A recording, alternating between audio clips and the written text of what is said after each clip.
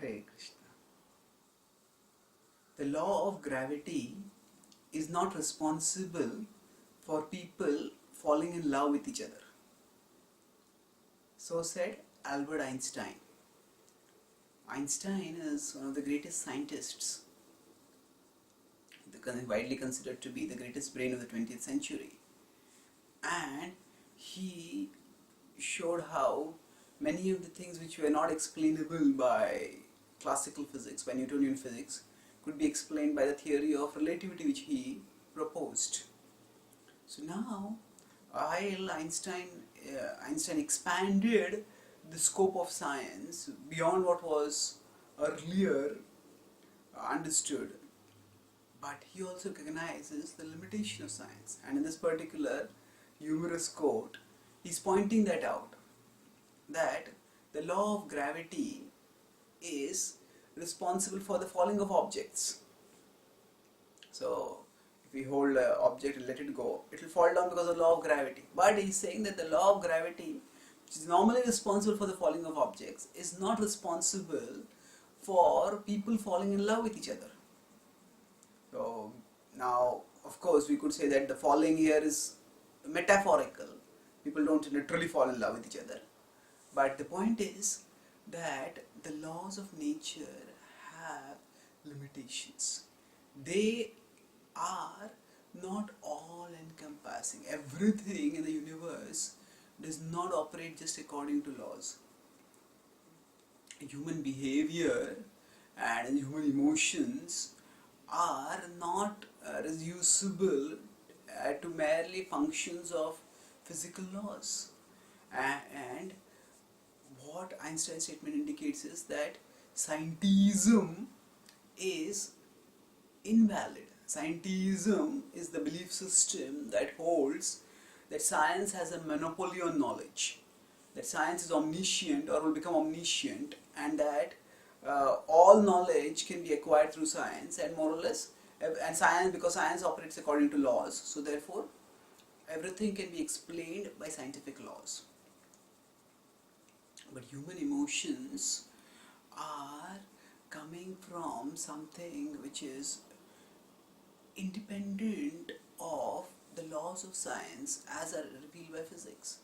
We all have free will, and by our free will we can choose to act in various ways, and that is why, because we have free will, we also can go beyond the determinism of nature. Because we know the laws of nature, so say we can predict, say a particular comet has come here at a particular time, and how much later the comet will come back again. If we know the speed at which the comet is moving, the trajectory of the comet, then we can more or less predict that the comet will come back after 60 years or 80 years or 150 years. So like that, the paths of comets can be predicted with substantial accuracy, because those paths are governed largely by laws. However, we can't predict human behavior in the same way. And yes, so human beings are consistent, especially those who are responsible, those who are principled. At the same time, the point is that there are factors which come into the picture, and those factors can shape people to make decisions in different ways. So there is a stimulus and there is a response, and as per the mechanistic laws, the same stimulus will provide the same response. And the comet, as is understood by mechanistic science, is an unconscious object which simply responds to the laws of physics, to external stimuli according to the laws of physics. But human beings are not like that. Now this can work both ways. Human beings can behave as irrationally. Sometimes people, under the rashness of the spell of love, or what they consider as love, which is often just a gust of lust, a storm of lust that is swept into their consciousness. Under the influence of that, people can get carried away, swept away. But similarly, people can also, on a positive note, rise towards a higher reality and gain positive realization, can act positively in ways that cannot be predicted merely by the laws of nature, or what we consider the laws of nature. So if everything was just a product of laws of nature, then we would have no geniuses, we would have no extraordinary human achievements. Because say a child who is a mediocre performer in school, who is not interested in studies in school, would not become a great scientist, and we would not have Albert Einstein.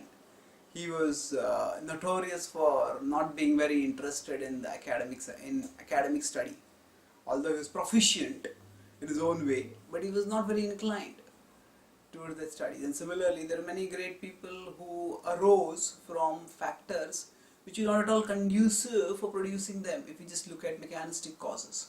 So the point is, we have free will, and that free will is what differentiates us from just being governed by the determinism that characterizes the rest of the universe. If everything would be governed by the laws of the laws of physics or the laws of science, then everything could be predicted. But we cannot predict everything, and that unpredictability is because we have free will.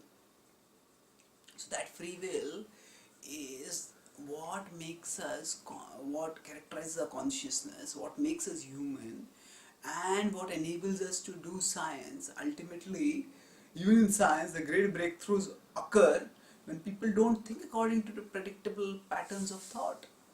And ultimately, when people think in ways which transcend the normal, then they attain transcendence.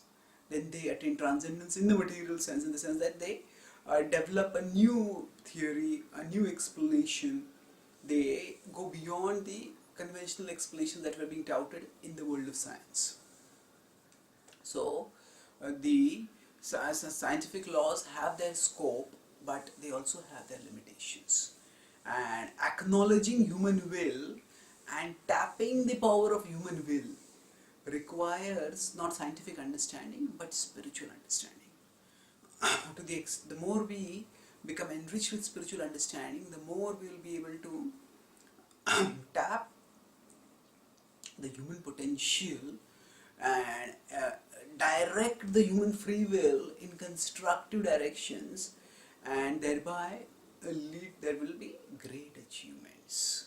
So we shouldn't reduce all of human behavior to merely the predictable function of laws, but recognize the glory of the human beings is in the free will by which they can go beyond predictable patterns of behavior, and thus bring about the products of genius for all of humanity to enjoy. Thank you. For the world to enjoy. Hare Krishna.